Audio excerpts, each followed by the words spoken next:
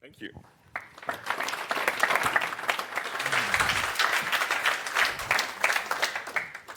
Yeah, a warm welcome also and good morning to all of you. The place where I live, I would say Moin. So I'm, let's say, coming from the coast, from the Baltic Sea. This is my hometown, Kiel. Michelle mentioned this already. I'm a tech leader on the one hand side, but I'm also a leader for the world's largest sailing event, Kieler Woche. And maybe we find some time over the coffee to explain how this works together. But now it's my privilege to lead a panel about open innovation. And I would like to join me here on stage, the panelists, starting with Mali. I haven't seen her yet. Ah, yeah, there. Mali, join me. I introduce you in a second. Then we have Darius, Markus, and Sven. And with Sven, by the way, we talked about 15 years of relationship. We found out yesterday that we work together both on the area of knowledge management. And we met, the last time we met was 21 years ago in San Sebastian on a European Commission topic called Knowledge Board regarding knowledge management. So let's say really a family business that we are all in here. Before I introduce the topic of open innovation, I would like to introduce my panelists. And we decided that I do this because they have so outstanding biographies that we maybe would spend the 30 minutes just by giving them the room to introduce themselves. Starting with ladies first with Mali. Mali is the CEO of the WLOUNGE and the Magda Group. She brings over more than 20 years of experience, entrepreneurial experience, as a serious entrepreneur with multiple startups. And just almost recently, last summer, Mali was elected on the board of, as a board member of the European Innovation Council, EIC, of the European Commission and the ELC Fund. So warm welcome here to the panel and welcome to Darmstadt.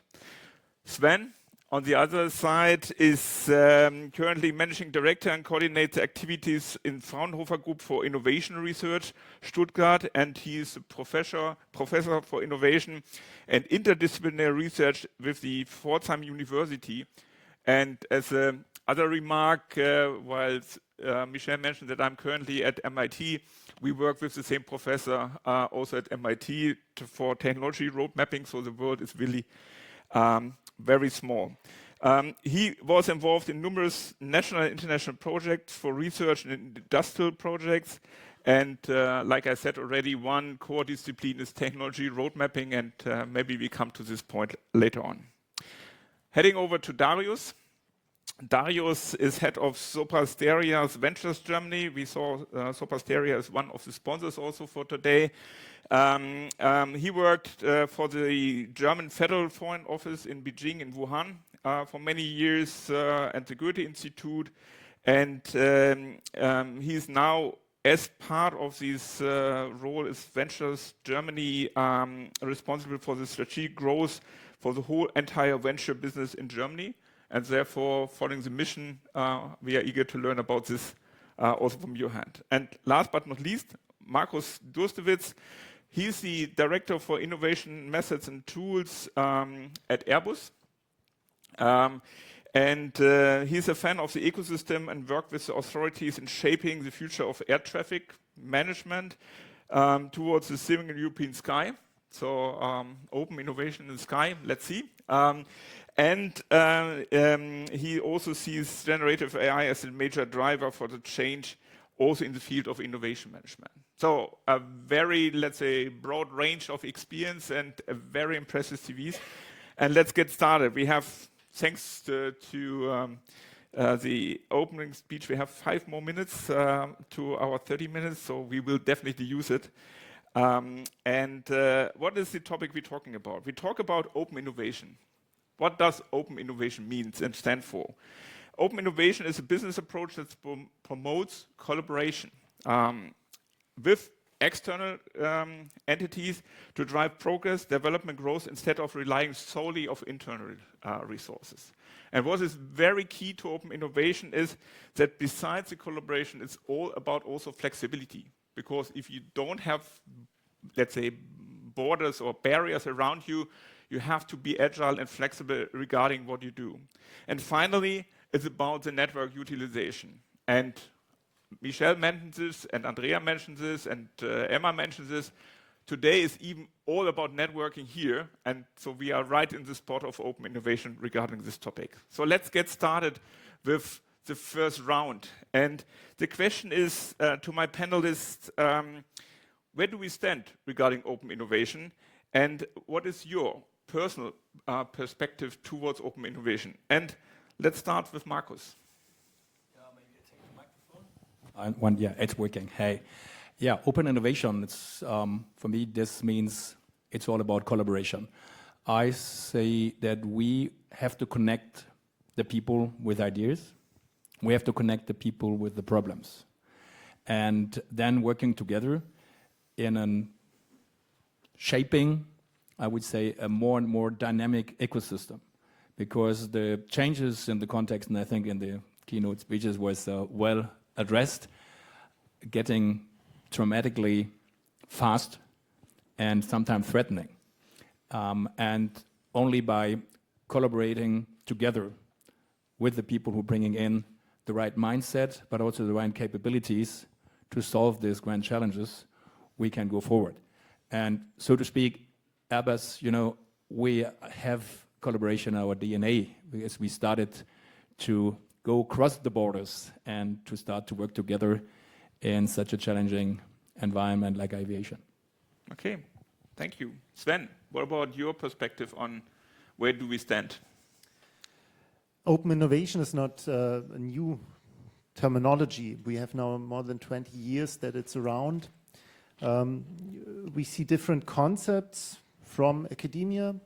I would say we are not yet at the front end of really using open innovation to the best extent, let's call it that way. We did a foresight on how innovation will look like in the future, looking into how it will look like in 2030, and looking at the trends that we see today. And we think that in the future we will have much more open innovation than we have today. We see really a strong tendency in open science. So nowadays it's easy to find knowledge. It's not, in the future it will not be about having knowledge, but it's more about applying it. And we see systems becoming more and more complex. So collaboration is a key aspect. And finally, to ending it up, if we look at Europe, this is our strength, to bring different disciplines, different countries, different cultures, different mentalities together and creating radically new solutions, not only incremental improvements. And I think open innovation is a key to getting there. Fraunhofer even published a document with 5 theses on open innovation some years ago already. So is this still, 5 years after publication, you would say it's still valid? This is the foresight approach on innovation that we are working upon, and we are continuously working on that topic since 2017. Mm-hmm. So we published a first version saying that innovation will be more open, more flexible, as one of the hypotheses for 2030. We updated that with COVID-19, looking into how Corona, the pandemic situation, influences how innovation takes place. You might remember no more meetings, no more creativity meetings. Suddenly innovation was happening to a major extent online, with advantages and disadvantages. And now at the moment we are updating the foresight exercise based on a data-driven approach. And also we had last year, which I liked very much, we looked into how science fiction can help us to sketch the future of innovation. So we had a workshop on a conference with, let's say, people thinking about how an innovator might look like in a science fiction world. It's not explicitly described in many science fiction movies or books, but if you think about your favorite science fiction movie or book, how does an innovator work in these worlds? So just to extend a little bit the analytical foresight that we did so far. Okay. From science fiction to real entrepreneur, Mali, what is your stand on open innovation?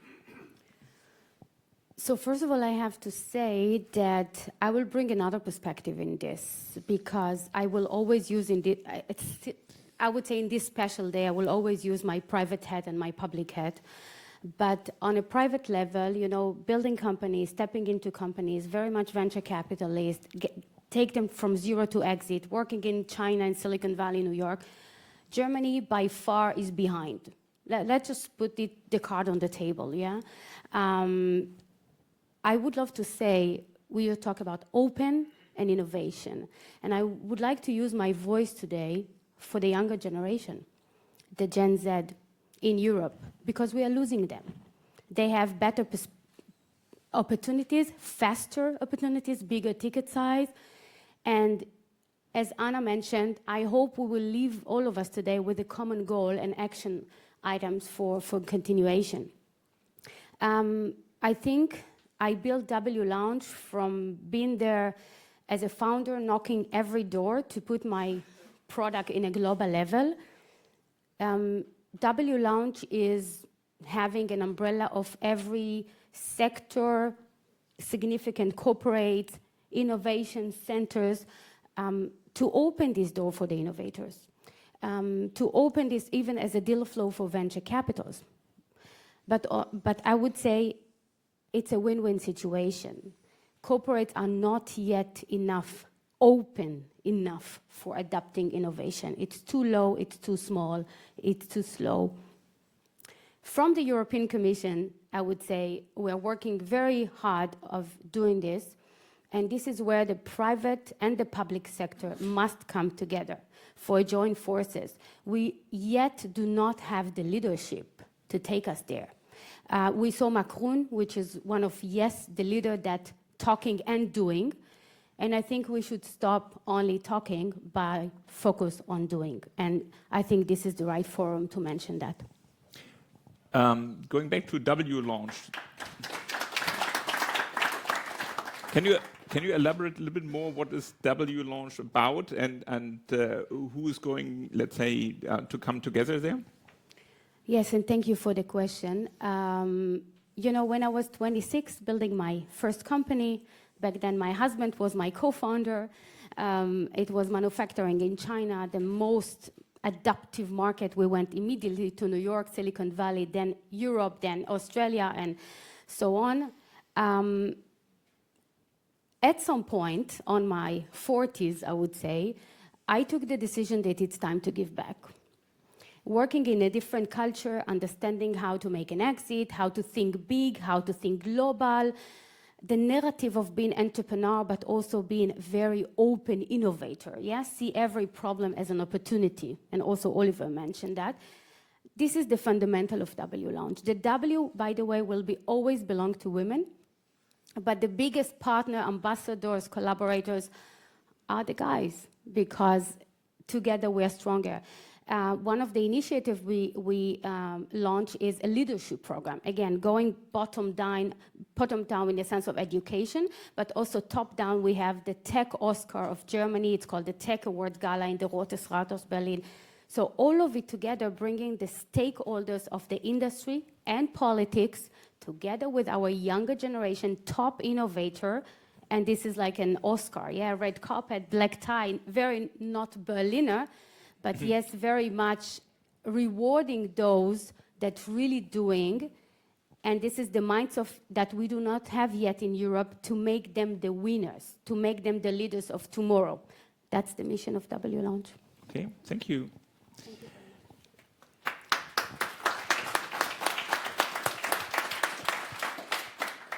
Darius, from your perspective, I mean, you're somehow also, you grew up mindset-wise China-based. Now you're leading, let's say, the opposite side to the entrepreneurs from the venture capital side. So what is your perspective on this? Yeah, that's not correct. I'm not the venture capital side. It's the opposite side from venture capital. We are doing venture clienting. And who knows venture clienting here in the room? Not so many. Okay. So venture clienting is focused on partnerships with startups, strategic partnerships to bring startups in a very early stage to our clients. And this is what we do, right? At Sopra Steria, we are focusing on very early stage partnerships and to innovate our company. Who knows Sopra Steria in that room? Some of you, okay. Normally the effect goes in another line. Normally nobody knows Sopra Steria. When I started at Sopra Steria 3 years ago, working for Porsche Consulting a few years ago, I asked myself, what do we need at Sopra Steria to compete, to innovate? I mean, we have 50,000 people in Europe, 3,000 people in Germany, but we had no focus on innovation, right? And normally our consultants are very strong focused in their daily business. They have no time for innovation. And the very easy thing to do with or to deal with innovation is to focus on venture clienting, to use startups and scale-ups as innovation resource for your own company. And this is what we do every day. We're focusing on startups to bring startups into Sopra Steria, I mean in 24 hours, if it works, and to bring startups to our clients. This is a very good option for startups. I mean, what is a startup in a very early stage focusing on, right? Not on venture capital. They're focusing on the market insights, on the client sides, the client approach. And this is something we can offer at Sopra Steria. So this is what we do. And this is the opposite side of venture capital. Yeah, we're not focusing on VC stuff, we are focusing on partnerships. Okay, from the clienting side back to open innovation. So what is your perspective in your ecosystem you manage there? Yeah, I mean, we need it every day, right? So at the end, we talked about Europe, we talked about the USA. We are working at Sopra Steria in the public sector, 50 years. 50 years ago, we started working in the public sector. And right now, it's not really easy to work in the public sector in Germany, right? So it's not easy.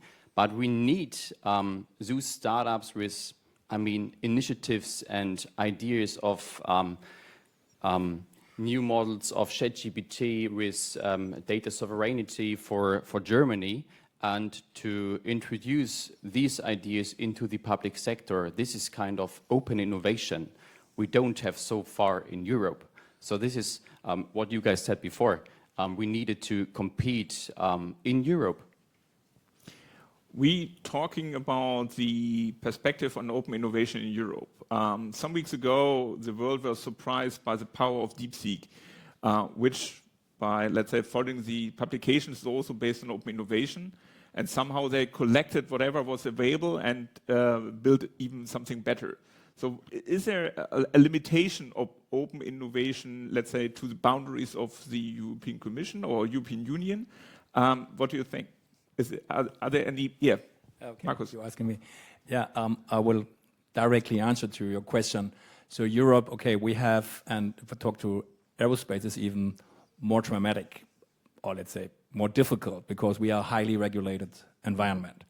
Regulations, airworthiness authorities, certification, you name it. So we talked about startups, and startups in general, they come up with a tech idea. So it's called also Tech Summit here. Open innovation, I believe, we believe, and we have changed also towards a venture clienting model, is not tech-driven.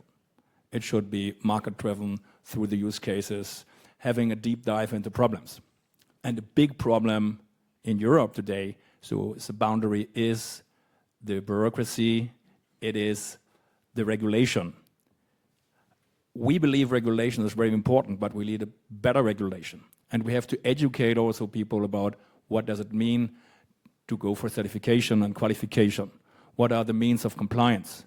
And I see we talk about AI. There is also AI now that will help companies to see they are compliant. The compliance check. Because it's so difficult nowadays for particular, okay, you want to focus on your tech, and then there come all the other things. Oh, I have to make money out of this. I have to be compliant with the rules of the game, and I don't know them. So how can we support this? So the players are more than our engineers. We have 40,000 engineers, so they come up with tech ideas, and then we have to tell them, okay, who needs this? Who pays for it? How does it pay off? So to educate and to bring in, maybe, you know, if you go from a lean startup point, who is your CFO in the startup team? Who is your market guy, and who gives you the strategic orientation? So Europe, what can we do to make it straightforward? We need moonshots. You probably, who have heard about moonshot thinking? So we have gone to the moon, you know, 69. We all, yeah, let's say, because we contributed. Most things the US guys went there, but okay, Europe was in already. So what's the next moonshot? And if you have this kind, or we can also say a North Star that gives you direction, and you can motivate people to join you, to create a movement to go towards this. And this is, for me, open innovation, to combine and match opportunities and capabilities to create impact. In whatever way, impact that will pay in to this higher vision, mission, to Mars, whatever, you name it. This is, I think, a key thing that Europe can help, and I think there's a lot of initiatives going there to give guidelines or rail-guarded things, and then give support. Finance is one thing, but also to give the structure, and education is one thing here also, that we bring the different perspectives together from the tech side, but also the business sides, because Europe has a lot of talents. You mentioned this, so that we can push technology, but Europe is also a huge market. I think the biggest market in this extends out, if you get China, okay, they have an internal market, but why not counting also on this and build the pilots and the use cases and play them as a, we say it, a living lab, yeah? Make Europe a living lab so that we can go forward. But this is, again, a question of regulation. We are not allowed to test things. So don't make it too long for me. But Hamburg, for example, I come from Hamburg, is a small city, and there's also discussions, okay, because we have a possibility to assign zones where you can try out things for new mobility concepts, future city, and then they can decide very quickly, yes, we can do it, we can try, we can explore, and can learn by exploring these things, rather than to stand in front of the rule makers and say, okay, you can't do this, and then you have to wait 2 years that you get an allowance to use specific technologies within Europe. So where are the sandboxes and the play? And this, I think, this could be a big step forward for Europe. From the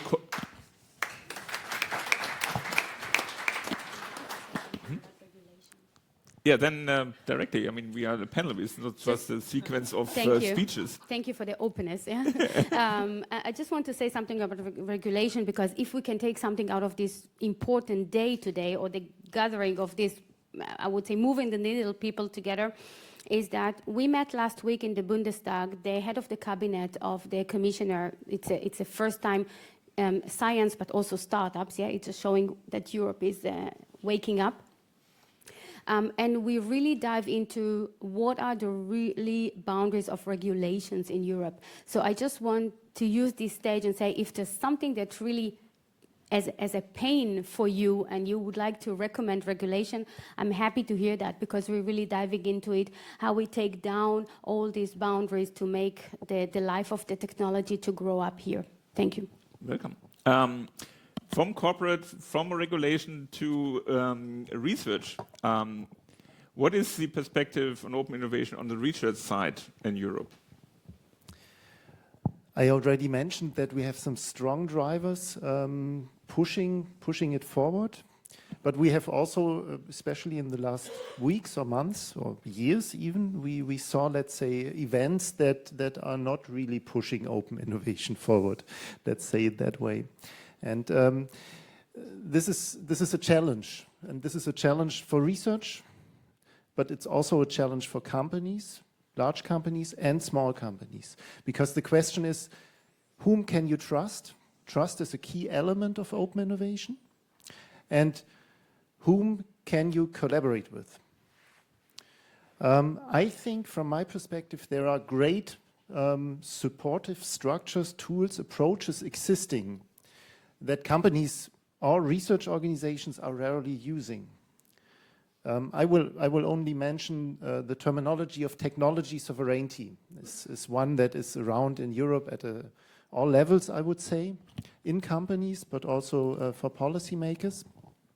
But there are only a few companies that really define what are the technologies that are key for the competitive advantage and what are the boundaries up to which we share everything, where we collaborate with first tier, second tier, or with the entire world, and where are the boundaries where we don't share, where we think about patenting. I mean, intellectual property is somehow mentioned as being contradictory to open innovation, but on the other hand, the key principle is, okay, something is created, something is patented, the inventor can take benefit from that by patenting it, and at the same time it's made public and it's structured, and from a certain moment on everyone can use it. So it really brings humanity forward.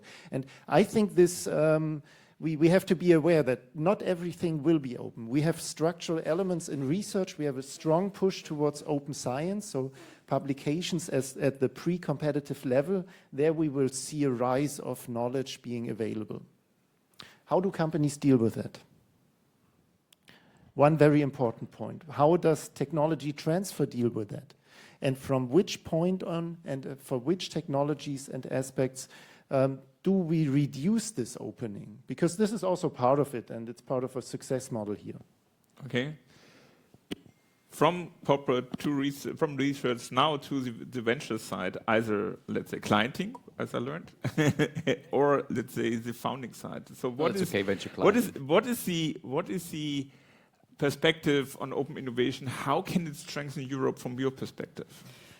I mean, despite of venture clienting, I said before, we have 50,000 people at Sopra Steria, and to bring innovation to Sopra Steria, to our company, it begins with the understanding, so with the mindset.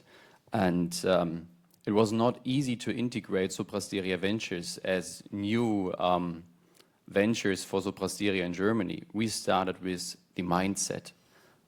We started with the explanation, right? Do we need innovation? So it was kind of change management. And this is really easy to explain. Why do you need startups? Why do you need scale-ups to benefit from them? And I think for Europe, we need change management, right? We need the right mindset, the change management for Europe as a whole. We don't have the mindset right now in Europe to think about innovation in the way the Chinese do or ChatGPT does. So that's why I think it's trust. You said trust. The second one is the understanding, the right mindset to be very open for innovation. But this is, I mean, a nice sentence, right? To talk about innovation. Oh, innovation is so nice. But you have to understand it. And if you don't understand, there will be no growth. Mali? I think we should stick to data. If you see data, you understand why we're there and where we are going, if there are any positive, progressive. And, you know, the data I'm seeing or observing is, first of all, the perspective of a US investor. When, for example, we're taking startups to Silicon Valley or New York, I would say, you know, my background, I was born in Tel Aviv, although my family originally from Germany. And we don't have that in our educational system. We don't make them the winner. This is one thing. This is why we're cannibalizing what, you know, the mission is. But when you take startup into Silicon Valley, and I will bring it into the startup journey, but also the corporate journey, you take them there, they ask for too less money, too realistic. I mean, it's amazing for American investors to come here, and you see that there is a movement. Yeah, we are more realistic. We are very, the deal is better for them here. But from the startup perspective, as a European, we focused on the technology, as you mentioned as well. We are not focused on, I don't want to say selling, but on the storytelling, on the vision and the mission. And Oliver touched that. Why the world needs your technology? Who are those competitors? And how you build a global competitiveness for Europe. It's every entrepreneur have to come from this perspective. We absolutely do not have it. And also I'm inside several universities. Unfortunately, it's not there yet in a sense of education. From the family office and the corporates, and I will allow myself to say I know very good people that really driving it within corporates and family offices. And I will give you a concrete example. The Bayer, one of the biggest company coming out of Germany, they actually, the numbers were not so good, so they hired American CEO. They actually took all my friends from Berlin, like the CVC, the corporate venture, moved them to Stanford. And when we took bio startup into Silicon Valley, for example, to meet Bayer, to work with them, apropos corporate open innovation, why you moved? How can we bring you back to Germany? Regulation. They could not do what they're doing there, here. So what are we even talking about? It's something that we have to have a mindset, but open innovation to understand that this is how we can keep our brain here, but also our taxpayers. I wanted to add something from the corporate perspective. Thank you very much. I think we last mindset, and I think you say we have to understand. I think we are here because we are interested. I think all we are here, we understand. When you come to corporate and you come to the C-level, to the board, they may have a different perspective because they are in this exploit world, and then they come up with startups and say, startups. What's startup? You're coming up. Because what's a startup? Because startups it's different depending on where they are in the journey. So that's the reason why in a corporate we try to educate, say we have different vehicles to interact or to engage with startups. So we have the partnering part is more on the R&D, where we develop technologies, and there's brilliant guys bringing in great ideas about tech, and they have no way to experiment, and we can provide them infrastructure and the right lab environment and guiding them through that technology can be qualified. So, but this ends up in a different relationship with a startup. It's maybe a joint development agreement or something like that. Then if you go in a startup in a venture clienting perspective, where we say, okay, we are not interested in people having a great idea. We want a startup, and a startup then is a company that have a real product and has made a proof of the concept and has delivered impact already. And the big deal here is then how this can be adopted by a corporate like us in our very specific environment. And this is venture clienting, with the result that we will give them a supplier contract. So startups becomes a supplier, not a technology partner. And the third vehicle we have also corporate venture capital, where we say, okay, how can we leverage the capital and bring in some money? It's not we bringing in the investment.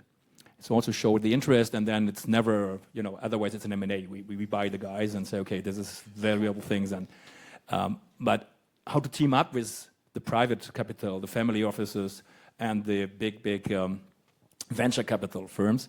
So to team up with them, to invest into startups that, like a bet, will change for the better our ecosystem or break the boundaries of the existing ecosystem. And then we are back to foresight and scenarios. Okay, we never know when the next black swan is coming, but you have to do these bets. But it's three completely different things. And if the board say, okay, it's talking startups, and then they are lost, because then you come in, okay, we have to do an invest, and the other guys say we have to put in the supply chain. So this is, I think, a very difficult part for the corporate view, that they have to learn what is a startup. Okay, unfortunately, we have to come a little bit to an end, and maybe have even room for 1-2 questions from the audience. in order to give Stephen a nice picture also for his drawing, imagine I would be genie out of the bottle, and all of you would have one wish, one recommendation that you could address. What would you address at this point and let's say formulate as a joint, let's say, message from this panel? Mali, let's start with you. Thank you. I think we should be more bold. I would love people from the outside to see the European ecosystem, absolutely the leading countries like France, Germany, and Netherlands is on the high for sure, to be way more courage, bold.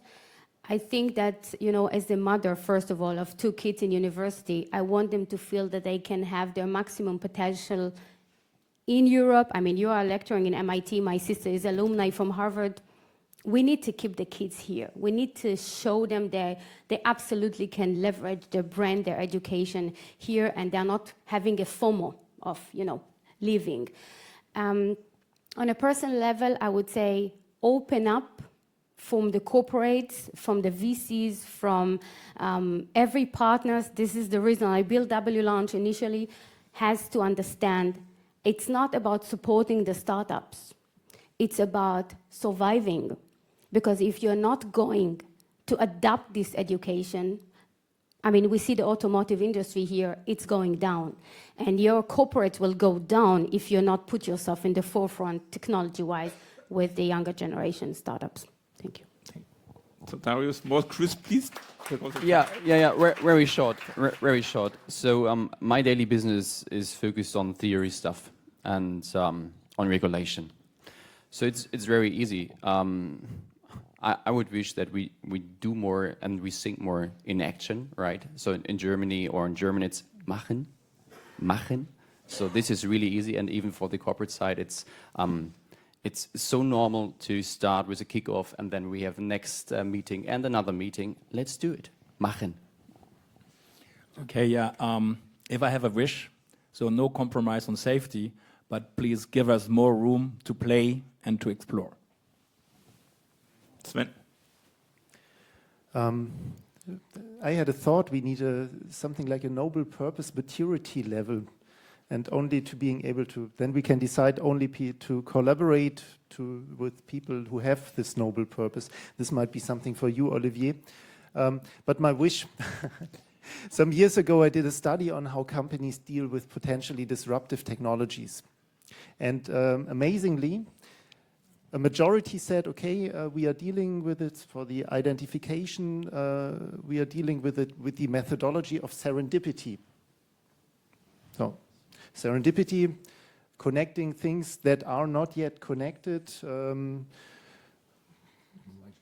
by chance. By chance is not the exactly right word, but it seems by chance. So, and my wish would be, in your company, look around if people are able to connect things that are not yet connected. So look outside of the industry. Are there places to enable this serendipity, to connect things that are not yet connected, and to bring things together to really innovate in a different way and collaborate with people they haven't collaborated with yet. So this would be my wish, to enable this serendipity. Thank you. Do we have questions?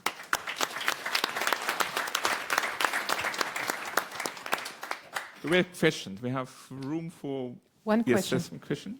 One question. Thank you for the voice from the background. So it better be a good one.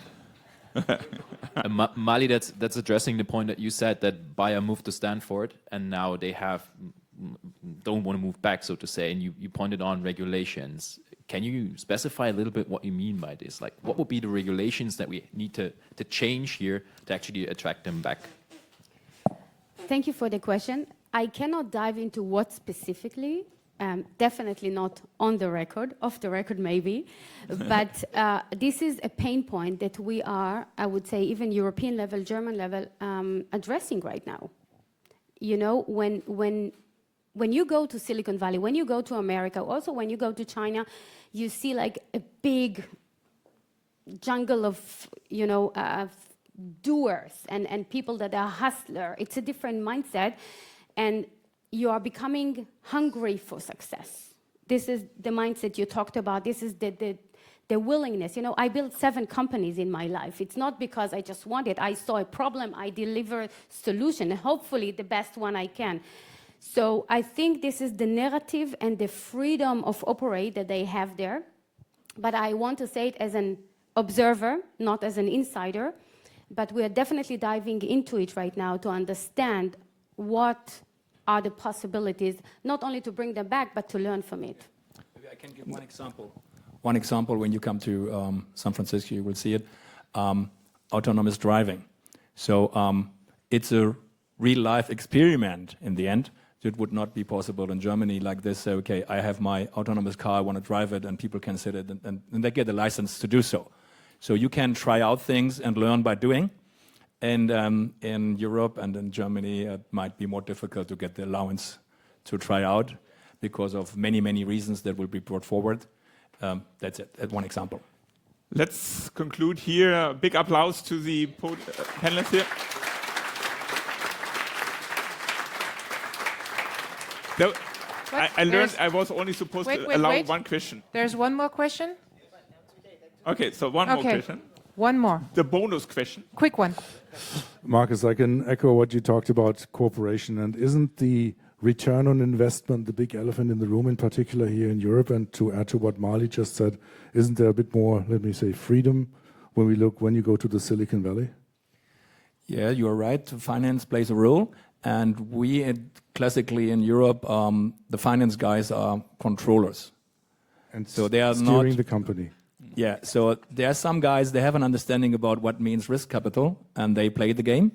But if you have a standard CFO in a standard German company, I would say it's a controller. Yeah. So let's conclude with something Willem Busch said once. Es gibt nichts Gutes, außer man tut es. Have a good day. Thank you.